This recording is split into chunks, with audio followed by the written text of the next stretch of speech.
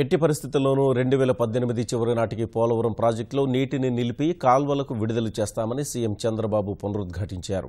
వర్షాన్ని సైతం లెక్క చేయకుండా పోలవరం పనులు స్వయంగా పరిశీలించారు. పనుల పురోగతిపై అధికారులతో సమీక్షించారు.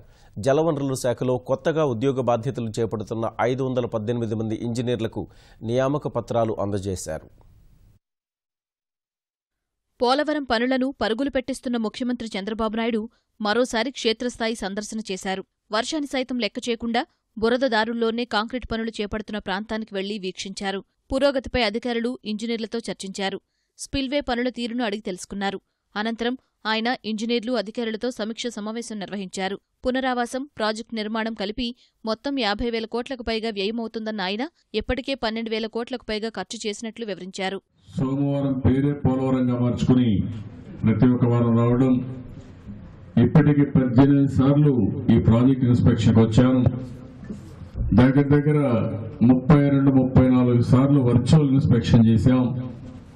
అంటే 52-54 సార్లు ఇప్పటికే ఇన్స్పెక్షన్ చేసి ఈ ప్రాజెక్ట్ ని ఎట్టి పరిస్థితుల్లో 2018కి గ్రావిటీతో నిండి తీసుకుపోవాలని, 2019కి ప్రాజెక్టు పూర్తి చేయాలని ఒక సంకల్పంతో, దృఢ సంకల్పంతో మనం ముందుకు పోతున్నాం. ఒక 32,000 కోట్ల రూపాయలు దీనికి ల్యాండ్ అక్విజిషన్ కి R&R గానీ, ల్యాండ్ అక్విజిషన్ గానీ గిరిజనులంతా ఇక్కడ ఉన్నారు. దానికంతా కూడా కరెక్ట్ గా 2013 యాక్ట్ ప్రకారం చేయాల్సిన అవసరం ఉంది. ఇంకొక పక్కన చూస్తే ప్రాజెక్ట్ కాస్ట్ కూడా మనం చూసినప్పుడు ఒక 16,000 కోట్ల రూపాయలు మైనస్ పవర్ ప్రాజెక్ట్ అయ్యే పరిస్థితి వస్తుంది. దగ్గర 45,000 నుంచి 48,000, 50,000 కోట్ల రూపాయలు అయ్యే ప్రాజెక్ట్ ఇది. ఇప్పటికే మనం ఒక 12,000 కోట్ల రూపాయల దగ్గర ఖర్చు పెట్టాం. కృష్ణమ్మ ఆంధ్రప్రదేశ్కు ముఖం చాటేసిందని, ఎగువ రాష్ట్రాల్లో ప్రాజెక్టుల వల్ల కిందకు చుక్కనీరు రాని పరిస్థితులు ఏర్పడ్డాయని ముఖ్యమంత్రి ఆవేదన వ్యక్తం చేశారు. అందుకే పట్టిసీమ ఎత్తిపోతల పథకం ద్వారా కృష్ణా డెల్టాను కాపాడుకోవాల్సి వచ్చిందని వివరించారు. ఇదే విధంగా పురుషోత్తంపట్నం పూర్తి చేసి తూర్పుగోదావరి, విశాఖ జిల్లాలను సస్యశ్యామలం చేస్తామన్నారు. ఒకటి, పోలవరం ఎట్టి పరిస్థితుల్లో పూర్తి చేయాలి. రెండోది, నదుల అనుసంధానం చేయాలి. అందుకే మీరు చూస్తే పట్టిసీమ లిఫ్ట్ ఇరిగేషన్ ద్వారా సంవత్సరం లోపల గోదావరి నీళ్లు కృష్ణా డెల్టాకి తీసుకెళ్లాం.